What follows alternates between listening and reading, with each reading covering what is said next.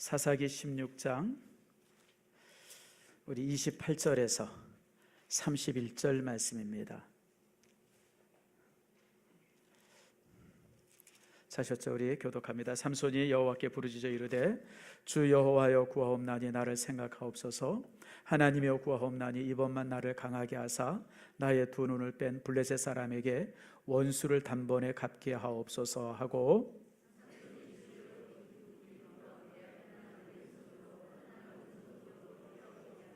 삼손이 이르되 블레셋 사람과 함께 죽기를 원하노라 하고 힘을 다하여 몸을 굽히매 그 집이 곧 무너져 그 안에 있는 모든 방백들과 온 백성들에게 덮이니 삼손이 죽을 때에 죽인 자가 살았을 때에 죽인 자보다 더욱 많았더라.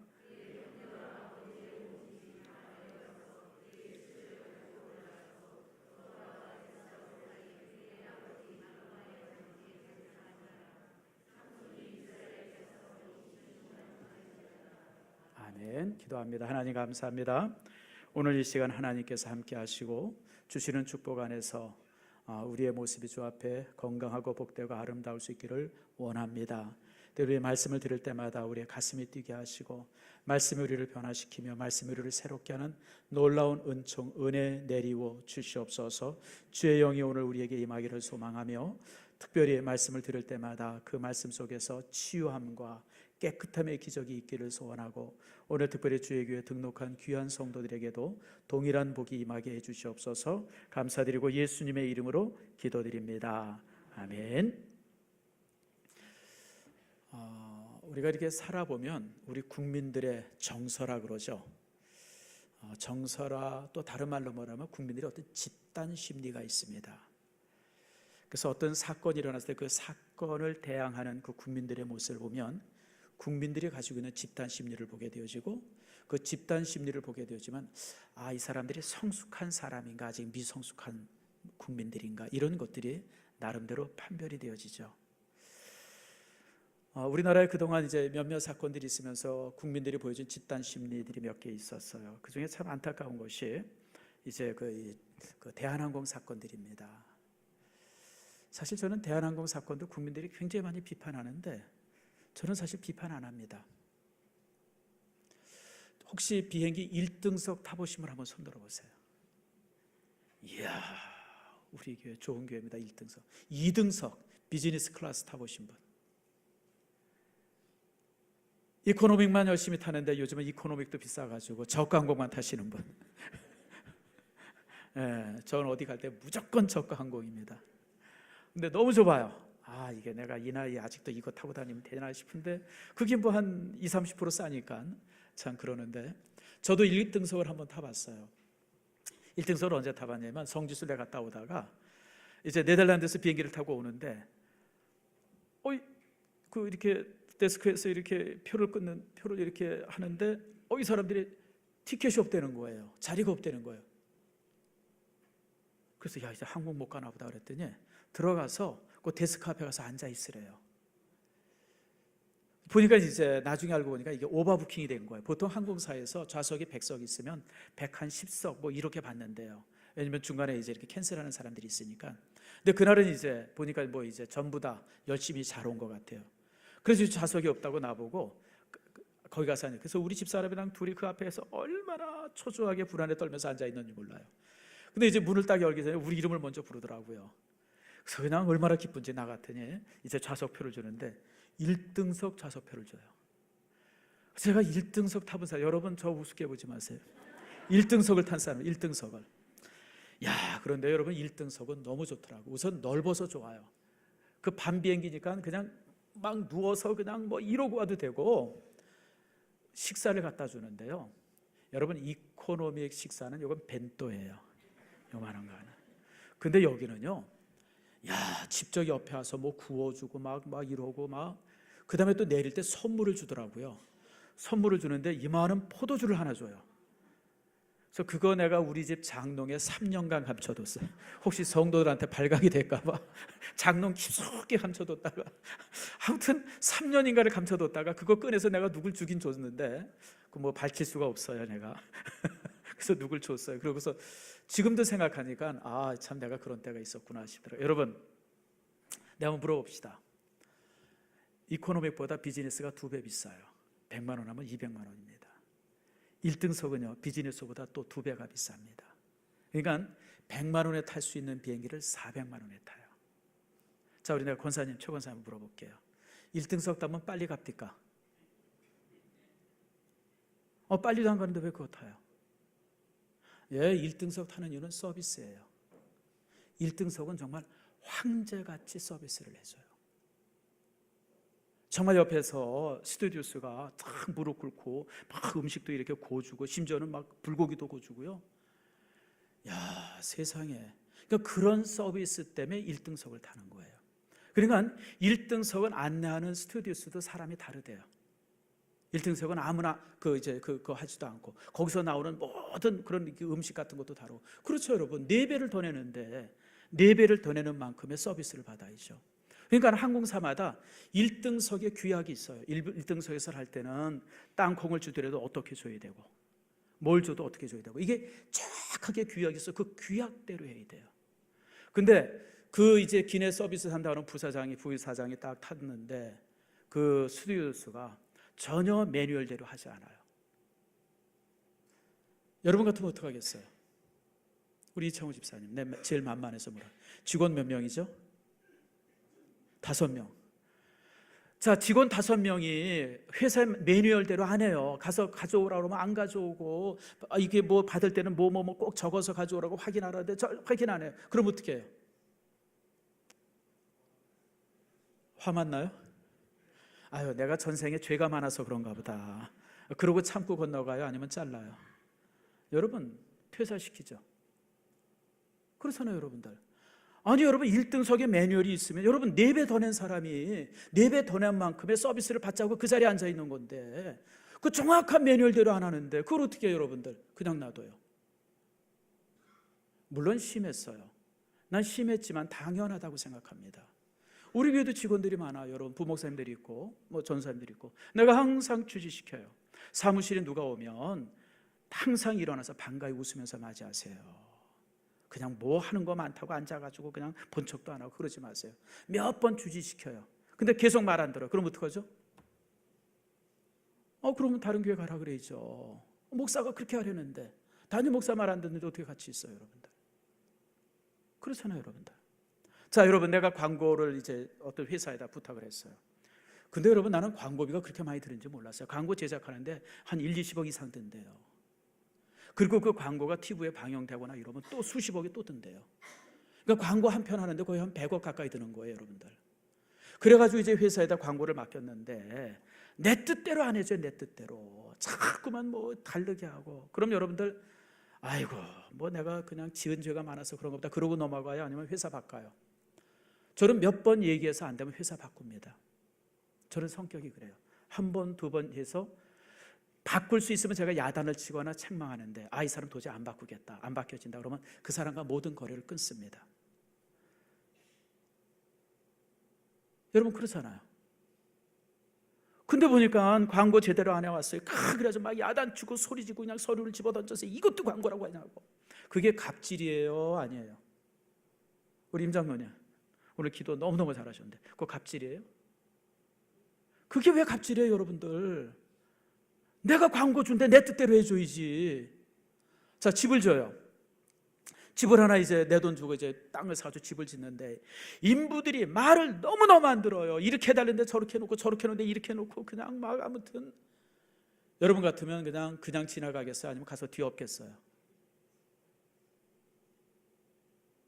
저는 내가 돈 내고 집 짓는데 인부들이 내 맘대로 안 줘주면 부셔버리겠어요? 그러지 않겠어요, 여러분들? 내가 살 집 내 돈 주고 내가 짓는데 왜 내 맘대로 못 줘요, 여러분들? 그걸 왜 갑질이라고 그래요, 여러분? 난 그걸 갑질이라고 그런 것 자체가 이해가 안 돼요. 여러분, 이게 뭔 얘기냐면 우리나라 국민들 이 심성에 뭐가 있냐면 열등감이 가득해요. 자존감이 없어요. 조금 그래서 잘난 사람이 잘난 척하거나 있는 사람이 있는 척하면 그 꼴을 못 봐요. 꼴을 못 봐. 그거 왜 그래요?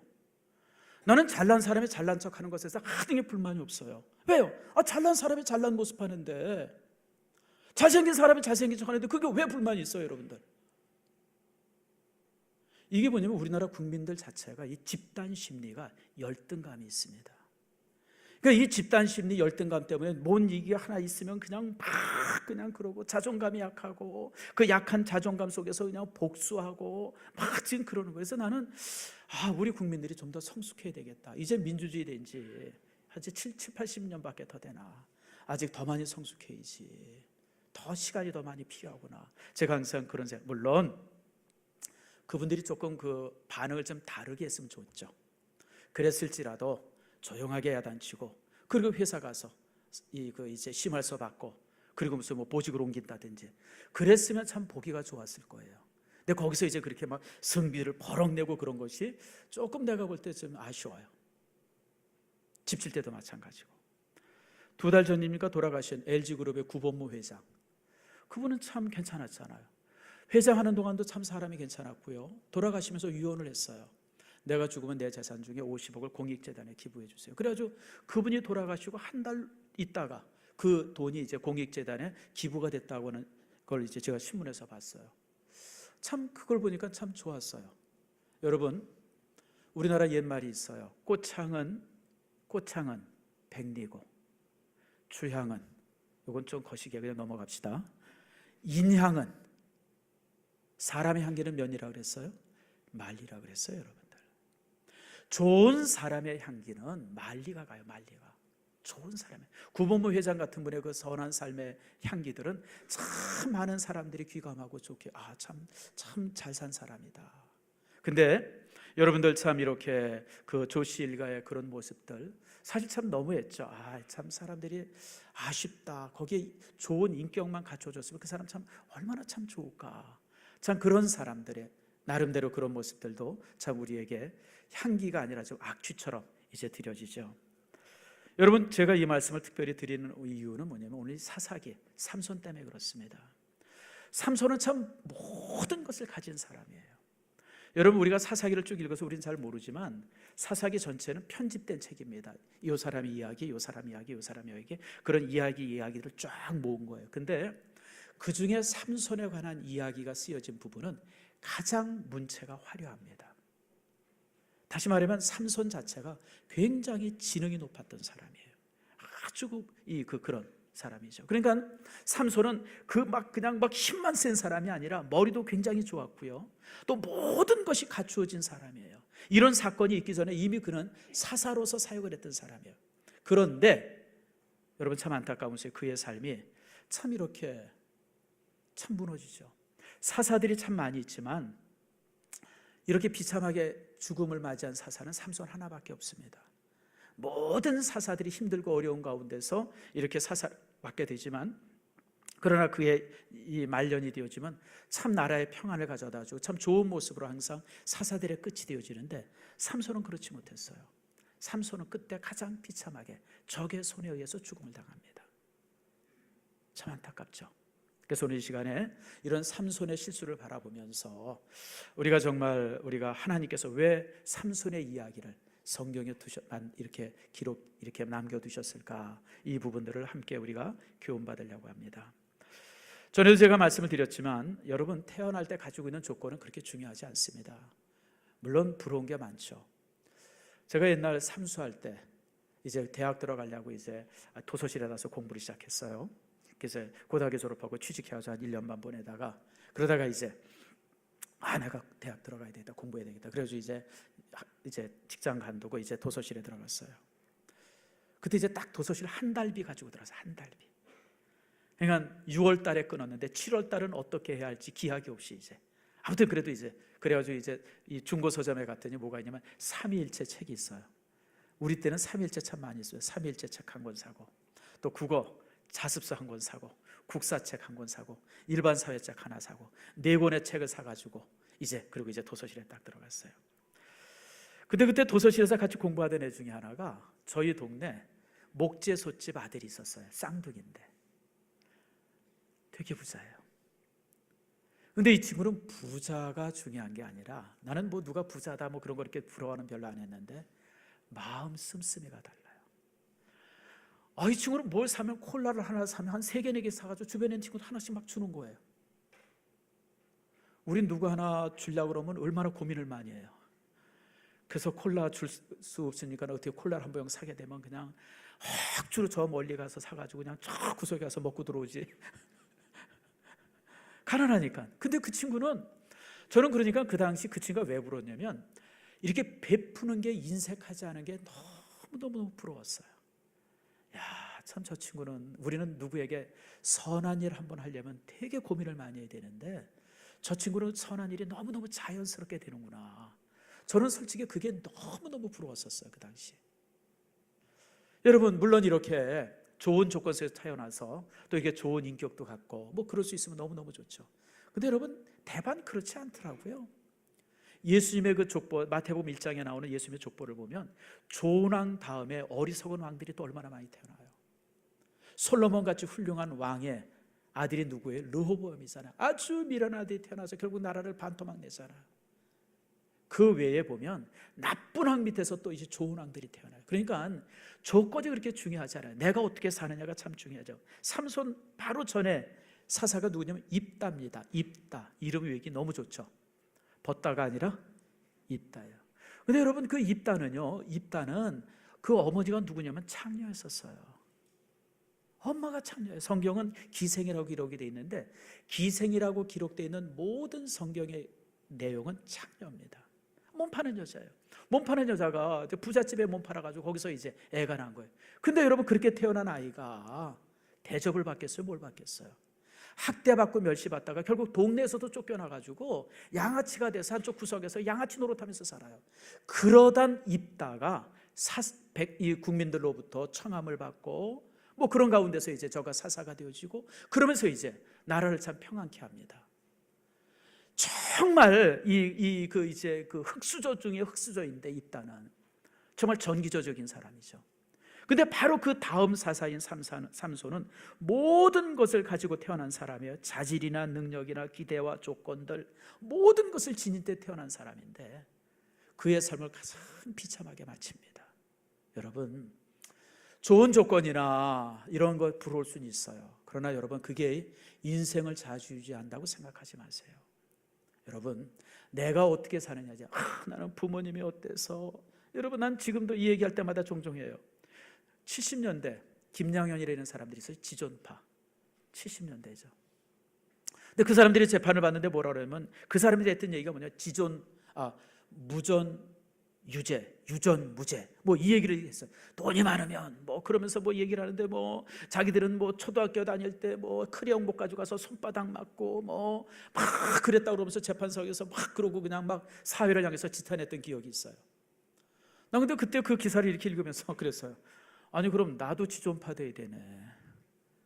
나도 크레용복 가지고 가서 손바닥 맞은 게 한두 번이 아니었었어요. 우린 그랬어요, 선생님들이. 근데 여러분, 크레용 안 가져갔다고 손바닥 맞을 때 나는 항상 자존심이 있어가지고 잊어버리고 안 갖고 왔다 그랬지 없어서 안 가져왔다고 그런 적은 한 번도 없어요. 깜빡 잊어버리고 안 갖고 왔다고 손바닥 그냥 막 이러고만. 여러분, 우리 나이 다 그랬어요. 여러분, 안 그런 사람이 어디 있어요, 여러분들? 그럼 나도 여러분 지존파 되죠. 그래야 되잖아요, 여러분들. 난 그래서 그때 그 기사 읽을 때, 야, 이 사람 참 웃기는 사람이다. 가난하고 힘든 데서 열심히 산 사람들을 왜 이렇게 매도하나. 그렇잖아요, 여러분들. 그래서 여러분들, 난 그래서 우리나라 말 중에 제일 싫어하는 말 중에 하나가 금수저론이에요. 태어날 때 금수저를 물고 태어나고 뭐 흙수저를 물고 태어난 사람은 뭐 평생토록 하는. 여러분, 우리 사회 그렇지 않습니다. 우리 사회만큼 개천에서 용날 수 있는 사회가 어디 있어요? 조금만 더 노력하고 애쓰면 얼마든지 자기 신분을 바꿀 수 있는 유일한 나라가 대한민국입니다, 여러분들. 다른 나라는 인종적이나 무슨 이런 거 저런 거 편견 속에서 여러분들 그 사람들의, 여러분 미국 사회가 평등하지만 미국 사회도 엄청난 벽이 있어요, 여러분들. 앵글리칸 백인들이 있고 그 밑에 또 다른 백인이 있고 그 다음에 흑인 있고 흑인 밑에 아시안이 있고 아시안 밑에 멕시칸이 있고 이런 어떤 그 층층이 있어가지고 그 벽을 넘어서기가 너무너무 힘들어요, 그 사회는. 근데 우리나라는 어때요, 여러분들? 우리나라가 그런 게 어디 있어요, 여러분들? 내가 열심히 노력하면 얼마든지 올라갈 수 있는 게 대한민국 아닙니까? 난 그래서 금수저론 얘기하는 사람들 아주 싫어요. 여러분, 조건은 그렇게 중요하지 않습니다. 내가 어떻게 사느냐가 중요한 것이지, 내가 지금 어떻게 사느냐가 중요한 것이지 부모한테 뭐 물려받는 거. 여러분 솔직히 저도 부모한테 물려받은 거 거의 없어요. 근데 왜 없어요, 여러분들? 내가 생명을 물려받고 그리고 20대 30대 될 때까지 교육을 물려받았는데, 물론 뭐 이런저런 재산이 물려받은 건 없습니다만은, 근데 그게 뭐가 중요해요, 여러분들? 그건 내가 모으면 되는 거지. 여러분들이 그렇게 살았잖아요. 그래서 여러분들, 태어남의 조건은 중요하지 않습니다. 삼손은 모든 것을 다 가지고 태어났지만 가장 비참하게 마칩니다. 왜 그랬을까? 오늘 그 이유를 여러분들과 나눕니다. 삼손이 그렇게 모든 것을 다 가지면서도 잃어버린데, 성경은 4가지 이유를 말하는데, 제일 첫 번째 이유는 의무를 권리로 착각을 했었어요. 자, 예를 들어 봅시다. 내가 다른 사람보다 공부를 많이 했어요. 다른 사람은 가방끈이 요만한데 나는 가방끈이 이만큼 길어요. 공부를 많이 했어요. 내가 다른 사람들보다 머리가 좋아서 공부를 또 잘했어요. 또 그래서 취직도 아주 좋은 곳에 취직해서 다른 사람들은 연봉 3천, 4천 얘기할 때 나는 그 앞에 일자가 하나 더 붙었어요. 또 내가 다른 사람보다 재주가 많아요. 이런 거 저런 거 잘해요. 또 교회 안에서 다른 사람들보다 참 이렇게 인정받고 그래가지고 하나님께서 좋은 직책도 내게 허락을 하셨어요. 자, 여러분, 이렇게 많은 장점이나 많은 이렇게 다른 사람과 비교해서 좋은 것이 많이 있는데, 자, 이 많은 좋은 것이 특권일까요, 아닐까요? 여러분, 제가 굉장히 중요한 질문하는 거예요. 내가 다른 사람들보다 많이 가진 것이 내가 내 삶 속에서 누려야 할 특권일까요? 아니면 이 사회 속에서 내가 뭔가 역할을 하라고 하나님께서 내게 주신 의무일까요? 의무죠. 자, 사사기 13장 말씀 보세요. 사사기 13장, 삼손의 이야기는 사사기 13장부터 시작이 됩니다. 13장 5절이에요. 사사기 13장 5절 말씀 다 찾으셨죠? 우리 한번 읽어봅시다. 시작. 보라, 내가 임신하여 아들을 낳으리니 그의 머리 위에 삭도를 대지 말라. 이 아이는 태에서 나옴부터 하나님께 바쳐진 나시림이 됨이라. 그가 블레셋 사람의 손에서 이스라엘을 구원하기 시작하리라 하시니. 자, 여러분 보세요. 하나님께서 삼손에게 많은 능력을 주셨어요.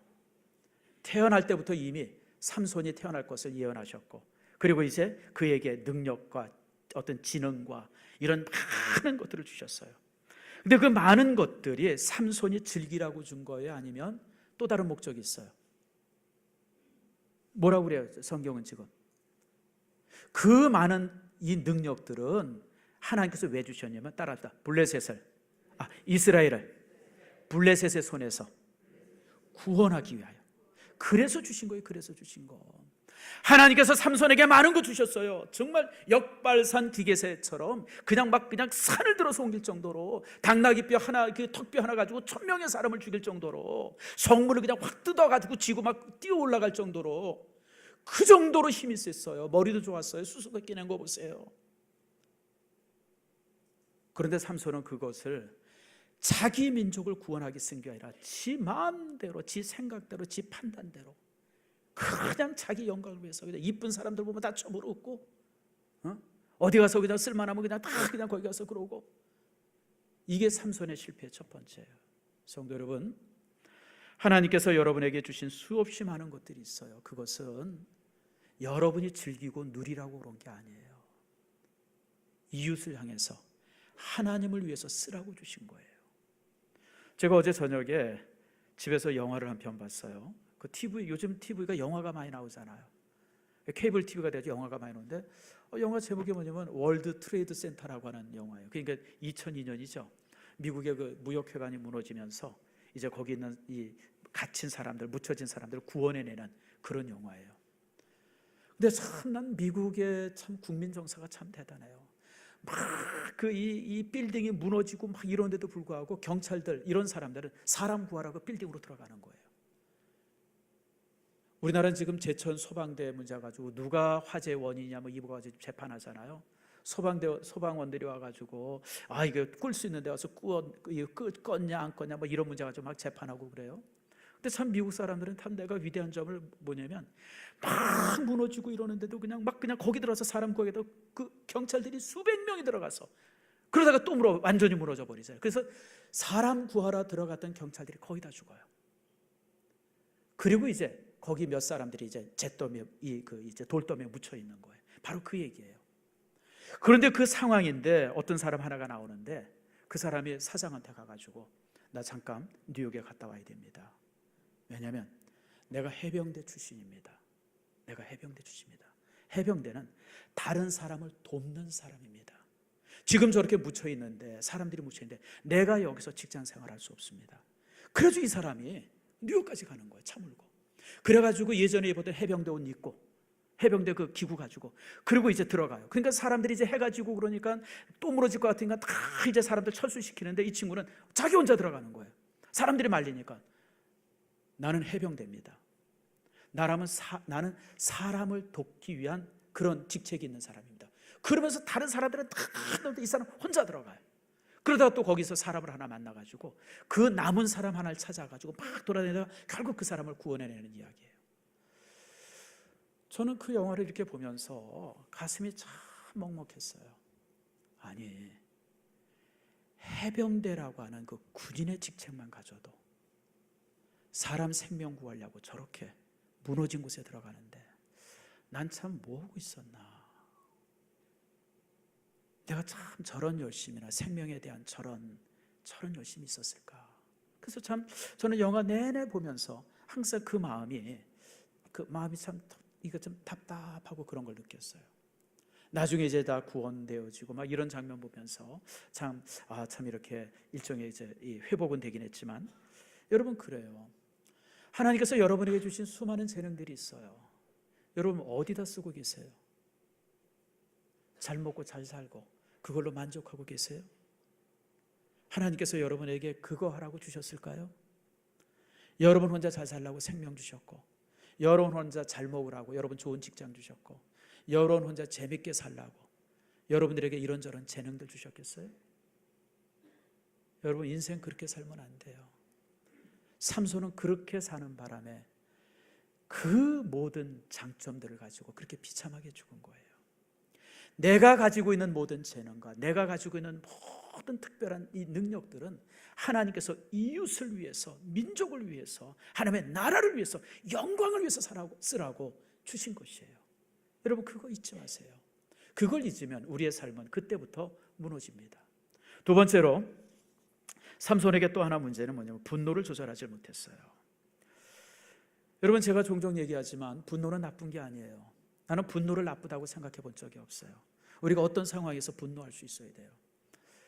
제가 며칠 전에 신문에 보니까 방시혁이라고 하는 사람, 그 방탄소년단인가 뭐 그거 만든 사람이 서울대 가가지고 이렇게 그 이제 축사를 했다 그래요. 서울대 졸업식에. 근데 그 사람의 축사의 내용이 뭐냐면 분노하라. 그래야 세상을 바꾼다, 변화한다. 뭐 이제 그런 내용으로 이제 축사를 했다. 그 기사를 읽었어요. 그래서 제가 이 방시혁이가 우리 교회 예배 참석했었나? 내 말을 그대로 옮기네. 제가 그런 생각을 했습니다. 저는 분노를 나쁘다고 보지 않아요. 우리가 분노해야 돼요. 뭔가 잘못되어 있는 거, 문제 있는 것에 대해서 침묵하면 안 돼요. 우리가 지적할 수 있어야 되고 그것을 뭔가 바꿔보려고 애씀이 있어야 돼. 그게 이제 분노죠. 앙가즈망이라는 말이 있어요. 앙가즈망. 요즘에 가끔 신문이나 이런 데 이렇게 나오는 단어예요. 앙가즈망. 이게 뭐냐면 여기가 사르트르가 한 얘기입니다. 사르트르는 2차 대전 때 그 이제 독일군에게 대항해서 레지스탕스를 했던 사람이에요. 직접 총을 들고 독일군과 싸웠고 그러다가 레지스탕스 하다가 체포돼 가지고 끌려가다가 간신히 탈출하는 바람에 살아남은 사람이 사르트르입니다. 근데 여러분 이런 전쟁이나 이런 압박이나 이런 위험이 있을 때 지식인들이 제일 비겁합니다. 잘 아는 것처럼 여러분 그 당시에 실존주의자 중에 아주 최고의 학자 중에 하나 하이데거 같은 사람은요 아주 그 독일에 협조했던 사람이에요. 여러분 잘 아는 그 이제 카레안 같은 지휘자 있잖아요. 그 지휘자는 이 히틀러 앞에 가서 막 그냥 뭐 이렇게 연주회도 하고 막 그랬던 사람입니다. 실제 수많은 독일의 지식인들이 히틀러에게 다 협조를 해요. 근데 사르트르는 독일군이 내려왔을 때 국가를 위해서 레지스탕스에서 같이 전쟁을 해요. 그러니까 저는 사르트르를 그런 면에 있어서 참 좋게 봐요. 그 사람의 철학 사상은 제가 별로 좋아하지 않습니다. 근데 그 사람의 그런 모습들은. 근데 그 사람이 이제 전쟁 끝나고 나서 이제 강연을 했을 때 사람들이 많이 모였어요. 왜냐하면 행동하는 지식인이었기 때문에. 그때 사르트르가 얘기했던 게 이 앙가주망이에요. 부조리한 것들, 잘못된 것들, 뭔가 문제 있는 것에 분노해야 되고, 그런 분노가 곧 그것에 참여하는 것이다. 부조리한 것을 우리가 그냥 못 본 척하고 그냥 안 본 척하고 그러면 그 부조리는 절대 바뀌지 않는다. 문제는 절대 가서 우리가 싸워야 되고 함께 해야 되고 막 분노하고 그래야 그 부조리 속에서 자유를 만들어낼 수 있고 변화를 만들어낼 수 있다. 그게 이제 사르트르 얘기예요. 근데 여러분, 이게 주님의 얘기라는 거 아세요, 여러분들? 예수님은요 얼마나 분노하셨는지 아십니까? 예수님은 사랑만 했다고 생각하고 예수님은 사랑 자체라고 생각하는 건 예수님을 반쪽밖에 모르는 거예요. 예수님은 분노하셨던 분이에요. 얼마나 무섭게 분노했는지 아세요? 바리새인이라든지 서기관들, 이렇게 그 국민들을 억압하고 힘들게 하고 고통을 주고 착취하고 이런 사람들을 향해서 예수님께서 그냥 그들을 향해서 야단을 치는데 뭐라 야단치는지 아세요? 이 휘칠한 무덤들아, 이 독사의 자식들아. 여러분이 독사의 자식이라고 하는 욕은 개새끼라는 욕에 보다 한 10배 정도 강한 욕이에요. 독사의 자식이라는 얘기에 사단의 새끼라는 거예요. 사단의 새끼. 얼마나 주님께서 분노하셨는지 몰라요. 그들에게 분노한 만큼 이 핍박받는 자들을 주님께서 사랑하신 거죠. 또 예수님께서 성전에 들어가서는 어떻게 하셨어요? 성전에 들어가서 보니까 그냥 성전 뜰에서 이 제사 드려야 될 그 장소에서 그냥 양 팔고 돈 교환하고 그냥 장사치들이 가득하니까 예수님께서 가서 상을 뒤엎어버려서 상을 그냥 장사하는 매대죠, 매대를 막 그냥 뒤엎어버렸어요. 영화 같은데 보면 그거 누가 뒤엎어요? 장사하는 사람들 막 일이 있는데 그냥 와서 그냥 막 상 뒤집는 거 누가 해요? 동네 양아치들이 하는 거 아니에요? 동네 양아치들, 깡패들이 와서 하는 거 아니에요? 주님께서 그러셨다니까요. 그거 가지고 안 되니까 예수님께서 노끈을 가지고 채찍을 만들어가지고 막 휘둘면서 그냥 거기 있는 사람들 막 쫓아내버렸어요. 그냥. 세상 말로 말하면 예수님이 꼭지가 떨어진 거예요, 여러분들. 얼마나 분노하셨으면 그럴 수 있겠어요. 그러니까 여러분, 분노 자체가 나쁜 것 아니에요. 저는 분노를 나쁘다고 한 번도 여러분들에게 말해본 적 없어요. 문제는 뭐냐면 분노를 조절할 수 있어야 돼요. 성경은 분노할 수 있지만, 우리가 분노해야 하기도 하지만, 그러나 중요한 것은 그 분노가 우리를 지배하면 안 돼요. 그래서 성경은 뭐라고 말합니까? 분노들 해지기 전까지 품지 말아라. 왜냐하면 그 분노가 나를 지배하면 그때부터 내 삶이 망가지고 무너지기 때문에 그래요. 그리고 분노는 여러분들, 분노는 조절되어야 될 뿐 아니라 분노가 습관이 되면 안 돼요. 근데 여러분, 이 사사기 전체 보면 이제 삼손의 분노만 나와요. 삼손의 껄뻗하면 화내가지고 사람 죽이고, 껄뻗하면 화내가지고 그냥 불살라버리고, 껄뻗하면 화내가지고. 여러분, 솔직하게 오늘 우리가 읽은 이 장면, 여러분 잘했다고 박수 쳐줘요?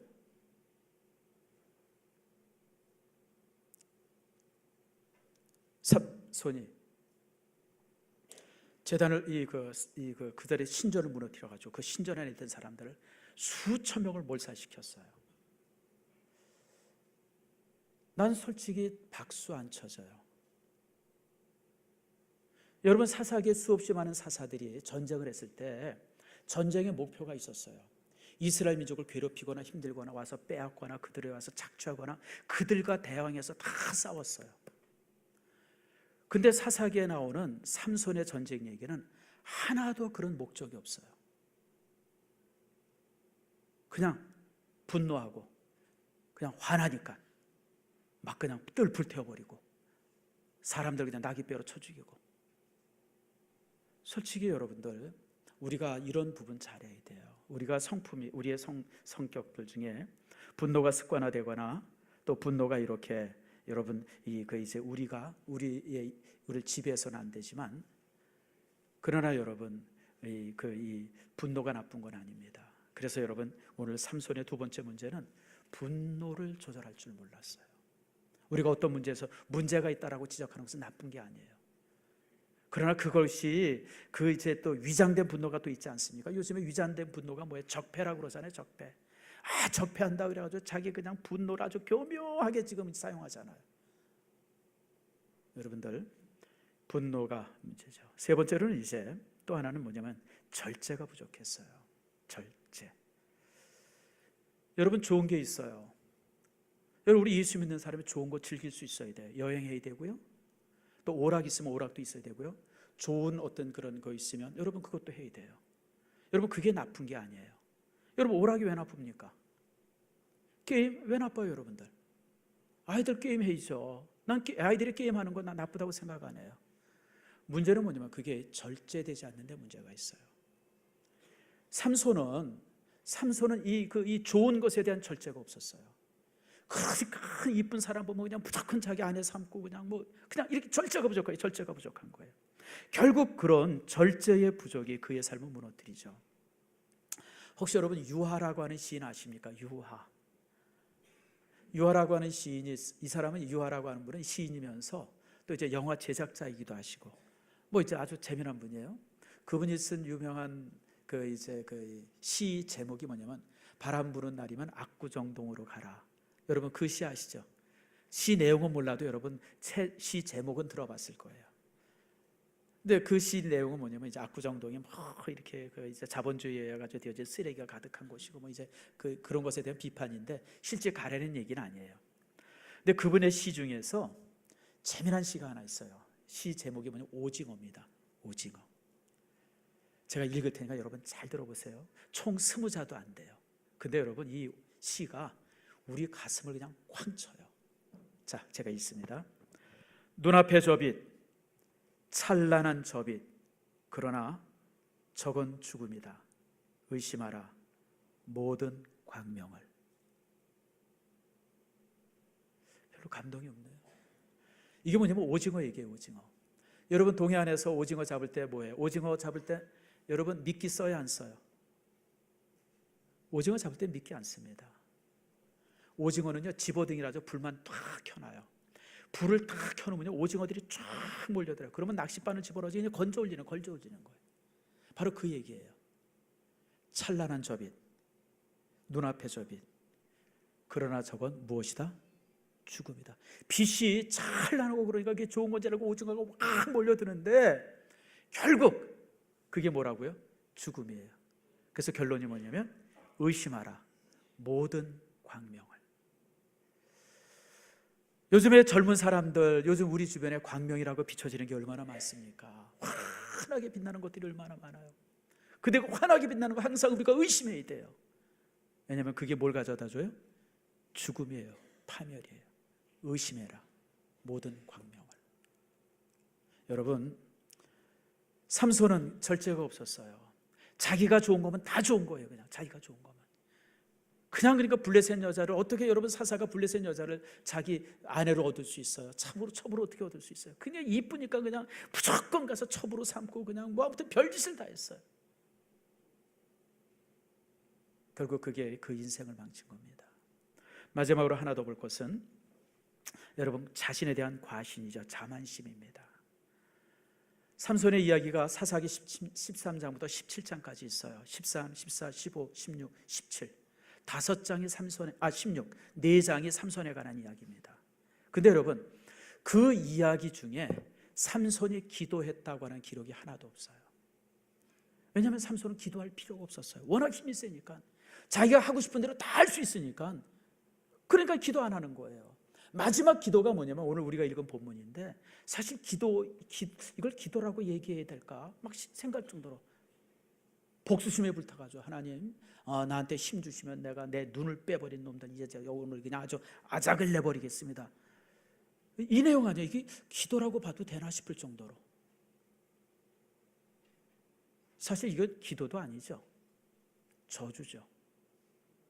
여러분 삼손은요 너무 능력이 많고 자기가 강하고 자기가 능력이 있으니까 하나님 앞에 기도하지 않아요. 우리 성도들 보면 기도하지 않는 사람이 있어요. 특세 그렇게 하라 그랬는데도 죽어도 안 나오는 사람들이 있어요. 뭐가 그렇게 바쁜지. 아니에요 여러분. 바빠서 안 나오는 게 아니에요.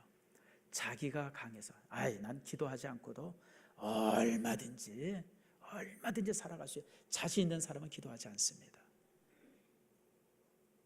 만약에 삼손이 기도하는 사람이었으면 다윗이라고 하는 인물이 나왔겠어요? 삼손이 기도하는 사람이었다 그러면 아니죠. 삼손이 기도하는 사람이었으면 그때 이미 왕조가 만들어졌을 겁니다. 그러니까 삼손의 삶은 그냥 분화방 같았어요. 확 한번 불탔다가 그냥 사라져버린 그런 삶이 삼손의 삶이에요. 성도 여러분, 말씀을 맺습니다. 하나님께서 우리에게 많은 것 주셨어요. 지금 우리가 누리고 있는 특권들이 얼마나 많습니까? 이런 좋은 땅에서, 또 좋은 동네에서 좋은 삶들, 평안한 삶. 지금 우리가 이렇게 사는 것이 남들이 다 이렇게 사니까 뭐 그냥 다 그런가 보다 싶은데, 여러분 선교지 한번 나가보세요. 여러분 저기 캄보디아 한번 가보시고 미얀마 한번 가보세요. 여러분 말레이시아 이런 오지 한번 가보세요. 지금 우리가 얼마나 많은 걸 누리고 사는지 몰라요. 근데 이런 것들이 특권이 되면 안 돼요. 하나님께서 내게 주신 의무다. 이웃을 섬길 의무, 세상을 섬긴 의무로 주께서 내게 주셨다. 그리고 여러분, 참으로 여러분의 삶에 하나님께서 주신 이런 이 여러 가지 부분들 절제를 할 줄 알아야 돼요. 특별히 여러분 분노를 조절해야 돼요. 분노는 필요한 것이지만 품고 살면 안 돼요. 특별히 여러분 강조하는 것은 기도하는 사람이 돼야 돼요. 삼손은 결국 딱 한 번 마지막에 한번 기도하지만 사실 어떻게 생각하면 기도라고 볼 수 있을까 정도의 그런 내용이죠. 저가 그 좋은 재능을 가지고 기도하는 사람이었다 그러면 제가 볼 때 다윗보다도 훨씬 훌륭한 삶을 살 수 있었던 사람이에요. 결국 기도하지 않음으로 인해서 그 자만심 때문에 자신의 인생을 다 망치고, 그리고 이렇게 비참한 사람으로 수천 년 동안 3,000년이 넘게 많은 사람들에게 조롱거리가 되어지는 그런 인생으로 그 삶이 맞춰지죠. 사랑하는 성도 여러분, 우리에게 주어진 좋은 조건들 삼손처럼 낭비하는 것이 아니라 하나님 앞에 옳게 쓸 수 있는, 하나님께서 기뻐하시는 모습을 사용할 수 있는 여러분들의 모든 삶이 되어지기를 축복합니다. 우리 다 같이 일어나셔서 1장을 찬양합니다.